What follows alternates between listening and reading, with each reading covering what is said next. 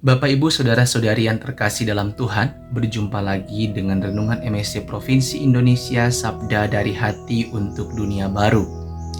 Di media sosial, banyak orang yang membicarakan dan mengajarkan tentang iman Kristiani. Baik ajaran imannya, ajaran moral maupun ajaran sosialnya.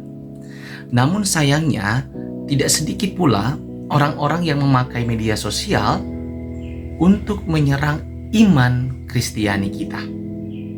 Dan lebih disayangkan lagi, ada umat beriman yang mencari kepuasan jawaban iman atau kebenaran iman Kristiani dari orang-orang yang tidak kompeten yang mereka temukan di media sosial, terutama YouTube, TikTok, Instagram, Facebook, dan lain-lain. Tentu saja kita bersyukur dengan adanya media sosial. Tetapi tidak sedikit pula umat yang bingung dengan aneka ajaran yang berseliweran di media sosial itu. Nah, Bapak, Ibu, Saudara-saudari terkasih, suara resmi kita, ajaran kita, yakni dari para gembala kita. Siapa mereka? Yaitu para uskup. Para uskup ini dibantu oleh para imam, para katekis, dan kita semua yang ambil bagian dalam karya misi dan evangelisasi. Memang kadangkala suara kita, suara kebenaran itu senyap atau hanya sayup-sayup di keriuhan media sosial.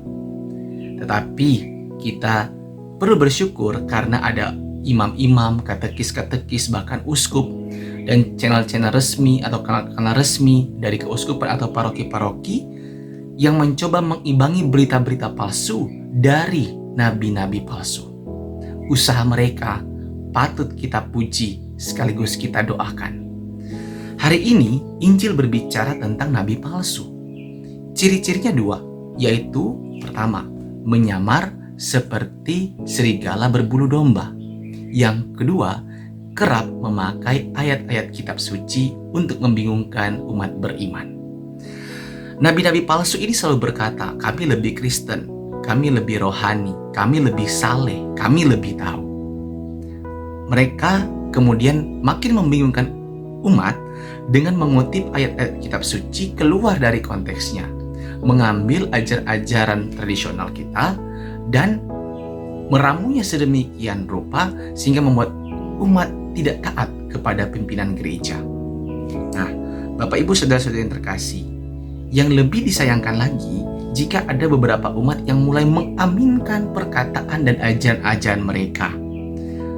Pada saat itu, pasti dengan sigap mereka akan memeras, merampok, bahkan membawa umat Allah menuju kepada kebinasaan karena murtad dari Tuhan Yesus dan menjadi tidak taat atau berontak kepada hierarki.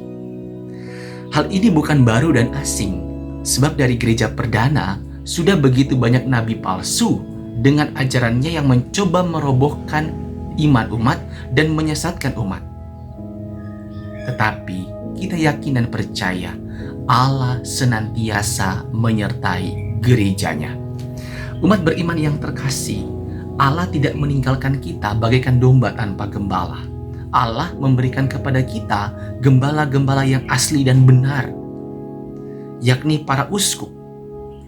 Mereka mengajarkan iman gereja yang utuh dan benar, dan iman yang utuh dan benar itu bisa kontekstual sesuai dengan situasi kita sekarang.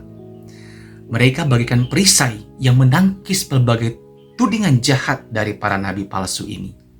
Tuhan menjanjikan kepada Abraham berkat, keturunan, dan tanah yang ada tanda penyertaan Tuhan.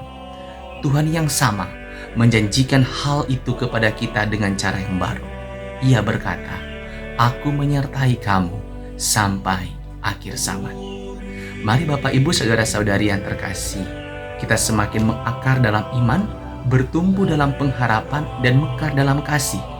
Dengan cara demikian, kita bisa menangkis berbagai hal-hal yang asing, sesat, dan palsu yang diajarkan oleh nabi-nabi palsu.